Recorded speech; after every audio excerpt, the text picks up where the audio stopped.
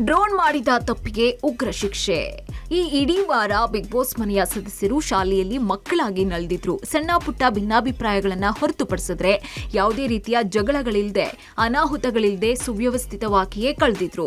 ಇನ್ನೇನು ಇದೇ ರೀತಿ ಈ ವಾರ ಸುಖಾಂತ್ಯವನ್ನ ಕಾಣುತ್ತೆ ಎನ್ನುವ ಹೊತ್ತಿನಲ್ಲೇ ಬಿಗ್ ಬಾಸ್ ಮನೆಯಲ್ಲಿ ಕೋಲಾಹಲ ಎದ್ದಿದೆ. ಆಲ್ರೆಡಿ ಅವರೆಲ್ಲ ರಾಕ್ಷಸರಾಗಿದ್ದಾರೆ ಅಂತ ತುಕಾಲಿ ಸಂತೋಷ್ ಕಳವಳದಿಂದ ಕ್ಯಾಮ್ರಾ ಎದುರು ನಿಂತು ಅವಲತ್ತುಕೊಂಡಿದ್ದಾರೆ.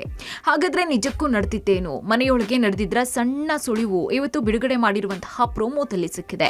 ರಾಗಿ ಹಿಟ್ಟನ್ನ ನೋಡಿ ಪ್ರತಾಪ್ಗೆ ಯಾರೋ ಮುದ್ದೆ ತಿನ್ನುವ ಮನಸ್ಸಾಗಿದೆ. ಯಾರಿಗೆಲ್ಲ ಮುದ್ದೆ ಬೇಕು ಅಂತ ಮನೆಯ ಸದಸ್ಯರು ಕೇಳಿದ್ದಾರೆ. ಕಾರ್ತಿಕ್ ತಿಂತೀನಿ ಕಣೋ ಮಾಡೋ ಅಂತ ಪ್ರತಾಪ್ಗೆ ಪ್ರೋತ್ಸಾಹ ಕೊಟ್ಟಿದ್ದಾರೆ. ತುಕಾಲಿ ಅವರು ಮಾಡೋದ್ ಮಾಡ್ತೀಯಾ, ಸ್ವಲ್ಪ ದಪ್ಪ ಮಾಡು ಅಂತ ಕೇಳಿದ್ದಾರೆ. ಪ್ರತಾಪ್ ಉತ್ಸಾಹದಿಂದಾನೇ ಎಲ್ರಿಗೂ ಮುದ್ದೆ ಮಾಡಿ ಬಡಿಸಿದ್ದಾನೆ. ಎಲ್ಲರೂ ಖುಷಿಯಿಂದ ತಿಂದಿದ್ದಾರೆ ಕೂಡ.